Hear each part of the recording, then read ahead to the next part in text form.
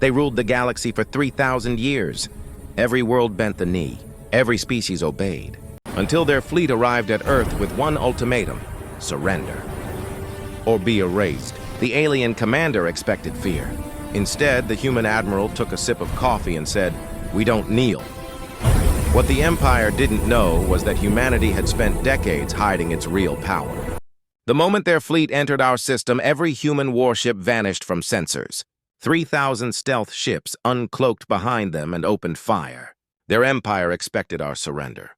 We gave them extinction instead. For 3 millennia, the Varluun Dominion had been the shadow over the stars. Their armadas were leviathans, their arsenals obscene, and every civilization they met bent the knee or was erased. 200 worlds wore their brand. 40 sentient species worked their mines and bled in their wars. No one had outfought them. For the last 5 centuries, no one had even dared to try. When their pathfinders finally stumbled across the sprawl of humanity's colonies, the Dominion repeated its oldest ritual: a wall of warships and a polite emissary with a single line to read: yield or burn. It had never failed. Envoy Zethor arrived at Earth's high-orbit station with 200 silver lances hanging in the dark behind him. Each cruiser dwarfed anything human shipyards had ever rolled out. Their batteries could cauterize a metropolis between heartbeats. Zethor expected awe, tears, and frantic signatures on surrender documents. He found Admiral Jax Morrison instead, 50 years old, hair gunmetal, eyes winter cold, wearing a plain duty jacket with only a small flag on the shoulder. The meeting room was unadorned. The viewports framed the Varluun phalanx like knives. Zethor, 7 feet of violet muscle and 4 deliberate arms, let his translator purr. Morrison sipped coffee and waited. The envoy recited a speech he'd delivered to dozens of councils. Submit to Dominion authority, remit half your resources yearly, scrap 9/10 of your fleet, provide laborers for off-world extraction. 28 Earth days to comply. No extensions, Morrison set the mug down. And if we don't? The translator hiccuped. Varluun didn't really have a word for refusing the Dominion. When it found one, Zethor made the sound his people used for amusement. No species refuses us. But if you insist, you will learn why we never lose. Your worlds will be ash. Your soldiers will die. Your citizens will serve. This is generosity. We are offering survival. Morrison stood. Then we decline. Carry this back to your throne. Earth doesn't yield. Tell him his grand armadas may finally cure our pilots' boredom. Silence filled the room. In 3,000 years, no answer had ever sounded like that. The choices were usually immediate capitulation or begging for gentler chains. Not this. You are deluded, Zethor said, gesturing at the glittering host. I command 200 ships. The Dominion can call 12,000 more. Morrison's smile was all teeth and no warmth. You'll want every last one. Zethor departed, convinced the human was unwell. His dispatch to high command was brief. Humans refuse. Mass psychosis suspected. Recommend total conquest. Minimal resistance expected. In the capital, the admirals laughed. Human inventory suggested 300 military hulls. The sensor readouts showed no hardened bastions. Their weapons looked quaint. They ordered Admiral Krathok to assemble 4,000 vessels. A week, they said. Perhaps less. Zethor's flagship hadn't cleared the magnetosphere before Morrison's quiet storm began. Priority codes went out to every fortified dock and listening post, every ship on patrol, every lab pretending to be harmless. In an hour, the whole of human space hummed with a single plan. Captain Danny Hayes aboard the carrier UNS Valiant canceled shore leave, pulled every pilot to readiness, and set the countdown. Commander Lisa Martinez, 3 weeks deep into a cartographic patrol with 12 stealth corvettes, flipped her squadron, burned hard for Earth, and grinned into her helmet. On Luna, General Rick Patterson woke systems no one had touched in 40 years. Vault doors rolled aside. Hidden batteries cycled up. Rail crews strapped in. Bring the grid online, he told his XO. All 3,000 platforms. And ping the yards at Jupiter. Stop calling them mining ships and load real teeth. Colonel Amy Stevens, nominal steward of communications and weather satellites, checked rows of icons blinking red on her screen. Each innocuous cylinder in orbit hid missiles, beams, and traps enough to eviscerate capital ships. She had maintained them for a decade, hoping never to see them fire. Now hope and fear arrived together. Far out in the belt, Captain Megan Turner drifted in the sensor ghost UNS Shade, a ship so quiet it didn't exist to conventional scans, watching Varluun formations cross invisible tripwires. Her packets already raced homeward. Column spacing, thrust signatures, weapons harmonics, comms habits, a dozen soft spots Dominion doctrine never bothered to guard. "They fly like they're marching in a parade," she muttered. Beautiful lines, zero improvisation. Back on Earth, Morrison endured a Security Council talk-a-thon, negotiate, surrender, trade away a few outlying rocks. He let them finish, then put images on the wall that made some look down. Broken peoples worked to death, children reprogrammed into soldiers, histories erased with clinical efficiency. "They do not bring peace," he said. "They bring ownership. The choice is slavery or a fight. I recommend we remember what we are." The vote was unanimous. Humanity would not kneel. The clock began. 28 days. To outside observers, human space looked frantic. Convoys, evacuations, lit-up bases, ships darting everywhere. Panic, it seemed. It wasn't. It was rehearsal. Stevens watched her constellations go from blue to armed. Patterson's technicians converted the old lunar mass drivers from cargo slingers to ship killers. In orbit above Mars, Lieutenant CMDR Kevin Brooks oversaw the stripping and rebirth of freighters. On the outside, freighters. Inside, launch bays, shield baffles, concealed reactors. "How many?" Morrison had asked. 300 if we don't sleep," Brooks had said. "Make them look boring."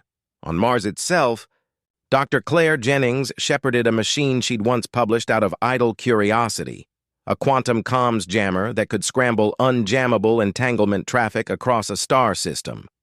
"Will it hold?" her assistant asked. "It has to," she said. "If it doesn't, a lot of people aren't going home." Varluun intelligence was 6 months old and padded with human decoys. The Dominion had never needed stealth. If a scan didn't see it, it didn't matter. That certainty was about to detonate. The Varluun Vanguard reached Proxima Station first. 4,000 ships, lined straight, spacing perfect.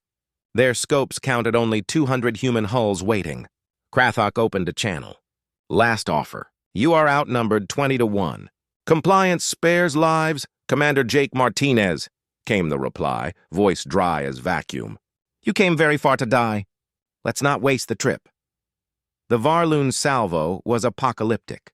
Plasma missiles by the thousands, a river of violet warheads that swallowed the stars.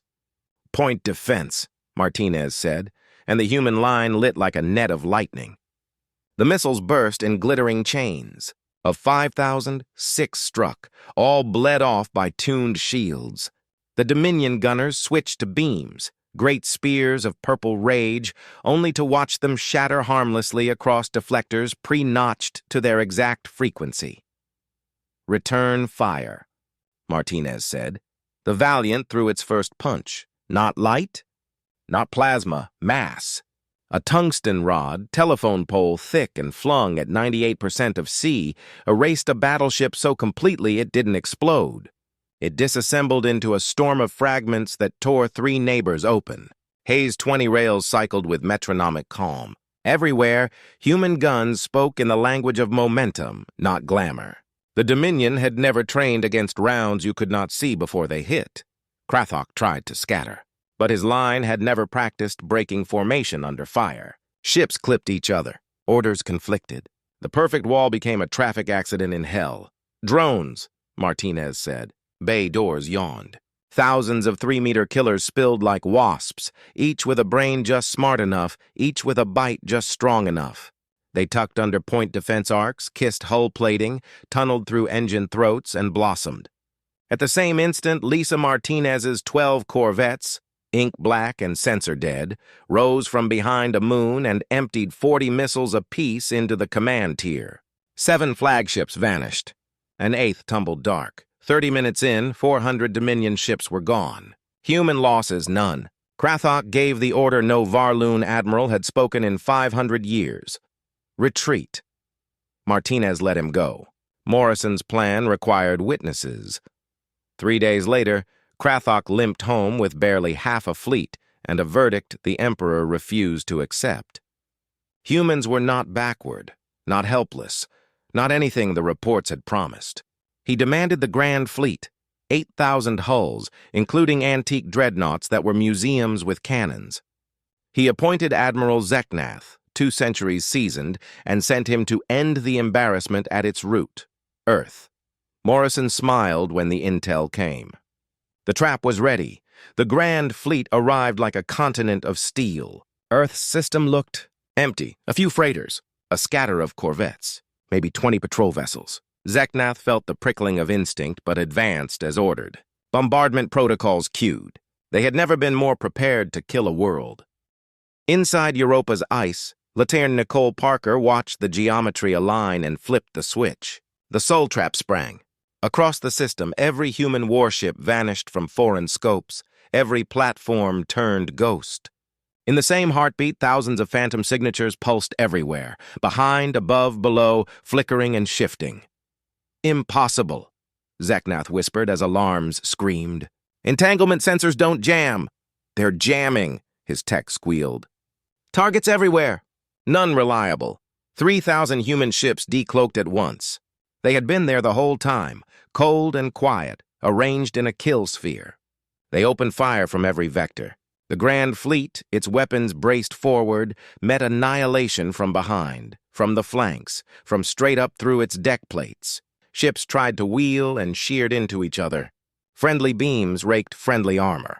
Order dissolved. From high orbit, Morrison gave a single order. "Free fire. Make the lesson stick." The Valiant scythed from above. Rail slugs tore dreadnoughts into confetti. Hayes's fighter wings spilled out and hunted command nodes. Lisa Martinez threaded her corvettes through the fleet's heart, firing into engines at arm's length. On Luna, Patterson's 20 rails threw fist-sized slugs at a tenth of light speed. Every hit translated to a vanished capital ship. Stevens' weather satellites came alive in sun-bright lances and impossible missile geometries. Jennings's jammer kept the Dominion deaf. Every Varluun captain fought alone against a chorus. 14 hours later, silence. 8,000 Varluun hulls had become long necklaces of debris that would ring the sun for centuries. Human losses hurt. 42 ships gone, hundreds damaged, 2,000 dead. And Morrison called the fleet to a minute of silence, then to a new vector. "Phase 2, he said. We go to them." The galaxy heard the Saul massacre before the wreckage cooled. Conquered worlds lifted their heads. Garrisons begged for aid that could not come. Rebellions flared like dawn after long night.